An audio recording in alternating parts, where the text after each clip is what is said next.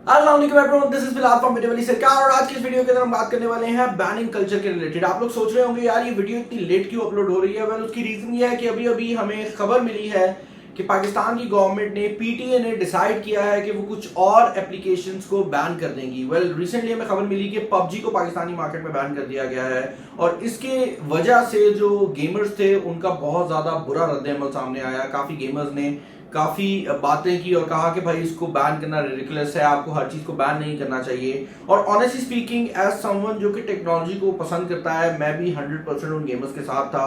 Because जिस circumstance में PUBG को बैन किया गया कोई सेंस नहीं बन रही थी। लाइक सडनली बस बैन कर दिया गया क्योंकि कहा यह गया कि भाई इसमें कुछ लोग कह रहे थे गैर इस्लामी चीजें हैं, कुछ लोग कह रहे थे ये बच्चों में सुसाइड केसेस बढ़ा रहा है, लेकिन किसी को भी एग्जैक्टली रीजन नहीं पता थी।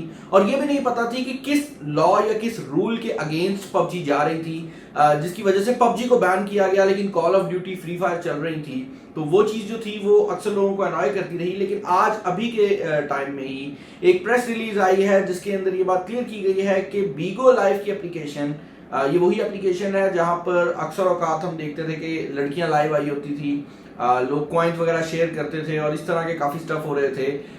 उसको बैन कर दिया गया है। अब ये जो एप्लीकेशन है ये बजाते खुद in terms of what the model was इतनी बुरी नहीं थी। लाइक आप एक लाइव चैट करते हैं और जो लोग लाइव चैट देख रहे होते हैं वो आपको रिवॉर्ड देते हैं जिसकी बेसिस पे आपको पैसे मिलते हैं। मसले की बात नहीं है। प्रॉब्लम ये थी कि इस एप्लीकेशन के अंदर ऐसे काम भी हो रहे थे जो कि मेरे हिसाब से पाकिस्तानी मार्केट में नहीं होने चाहिए, पाकिस्तान के अंदर नहीं होने चाहिए और हमारे जो कल्चरल वैल्यूज हैं उनके काफी ज्यादा खिलाफ थे। और स्पेशली एक ऐसे टाइम में जब बाकी एप्लीकेशंस इन चीजों के सर पे बैन हो रही थी तो बीगो लाइव चल रही थी और बीगो लाइव के बाहर भी अकॉर्डिंग टू द मीडिया कुछ ऐसी चीजें हो रही थी जो कि मैं ये कहूंगा कि सही नहीं थी। जो लड़कियां वहां पर लाइव आती थी उनको मैनेजर्स को खुश करना पड़ता था अगर वो वहां पर एक्चुअल में ट्रेंडिंग में आना चाहती हैं। तो इस तरह के काफी मसाइल थे जिसकी वजह से बीगो लाइव को बैन कर दिया गया। लेकिन इंपॉर्टेंट चीज ये है कि टिकटॉक जिसके बारे में काफी ज्यादा खबर आ रही थी कि उसको बैन किया जाएगा, उसको अब एक फाइनल वार्निंग दे दी गई है और उसको कह दिया गया है कि भाई अपना जो सामान है वो सीधा कर लो।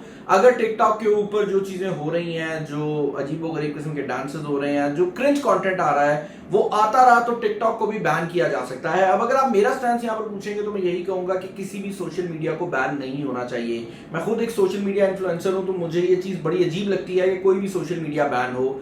लेकिन कभी कभार कुछ सोशल मीडिया जरूरत से ज्यादा कर जाते हैं। मैं ये नहीं कह रहा कि हर एक टिकटॉकर बुरा कंटेंट बना रहा है, या मैं ये भी नहीं कह रहा कि वो मेहनत नहीं कर रहे। मैं ये कह रहा हूं कि टिकटॉक के ऊपर ऐसा कंटेंट भी मौजूद है जो कि मेरे हिसाब से पाकिस्तान के अंदर नहीं होना चाहिए और जिसकी वजह से जो ओवरऑल हमारी यूथ है उस पर काफी बुरा असर पड़ रहा है। और इसके अलावा भी टिकटॉक की तरफ से हमें रिसेंटली कुछ केसेस भी सामने आया जहां पर लोग टिकटॉक बनाते हुए मर गए, कुछ गाड़ियों के नीचे आ गए, कुछ का एक्सीडेंट हो गया। एक रिसेंट केस आया जहां पर एक लड़के ने अपने वालिद की जो गन थी वो सर पे रख के टिकटॉक बनाने की कोशिश की और वो चल गई।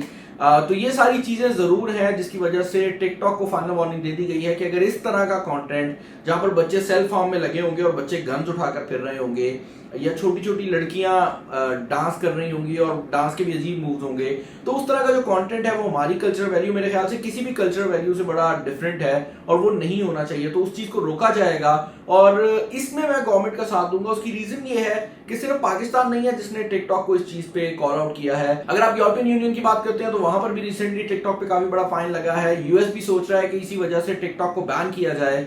तो अगर टिकटॉक ने पाकिस्तान के अंदर रहना है तो उनको ये जो चीजें हैं इनको दूर करना पड़ेगा। मैं फिर रिपीट करना चाहूंगा कि किसी भी चीज को बैन करना हल नहीं होता, लेकिन ये गवर्नमेंट की तरफ से एक अच्छी बात है कि instead of banning the application उनने उनको एक वार्निंग दी है कि भाई ये चीजें आपकी गलत हैं, इनको ठीक कर लो वरना आपको बैन कर दिया जाएगा। और मेरे हिसाब से यही वो तरीका है जिसमें आप किसी भी एप्लीकेशन को या किसी भी सॉफ्टवेयर को सीधा करवा सकते हैं, क्योंकि गवर्नमेंट ने एग्जैक्ट रूल्स भी बताया जो वो ब्रेक कर रहे हैं और ये भी बताया कि अगर आप इनको ठीक कर लेते हैं तो आपको मसला नहीं आएगा। लेकिन अगर फिर भी टिकटॉक इनकी वायलेशन करता रहता है तो चांसेस हैं कि टिकटॉक भी बीगो लाइव की तरह ही पाकिस्तान में बैन हो जाए। मुझे आप लोगों ने बताना है कि इस सारे सिनेरियो के रिलेटेड आपके क्या ओपिनियंस हैं, आप किस कैटेगरी में हैं, क्या उस कैटेगरी में है जो कहते हैं भाई टिकटॉक बिल्कुल ठीक है, या आप उस कैटेगरी में है जो कहते हैं टिकटॉक को बैन होना चाहिए। मुझे पता है वीडियो लेट लग रही है, ऑडियो की क्वालिटी बुरी है, लाइट की क्वालिटी बुरी है, लेकिन ये खबर इतनी ज्यादा बड़ी थी कि मैं सुबह तक स्टूडियो में जाने का वेट नहीं कर सकता था। चैनल पर नया तो सब्सक्राइब कर लीजिएगा, जब भी इस पर कोई अपडेट आएगी। बाय द वे पबजी जो है वो अनबैन हो रही है, तो उस पर भी जब कोई अपडेट आएगी मैं इस पर वीडियो जरूर बनाऊंगा। तो वीडियो को लाइक कर दीजिएगा, दूसरा शेयर कर दीजिएगा। इस वीडियो में इतना ही। This is Bilal signing off. अल्लाह हाफिज़।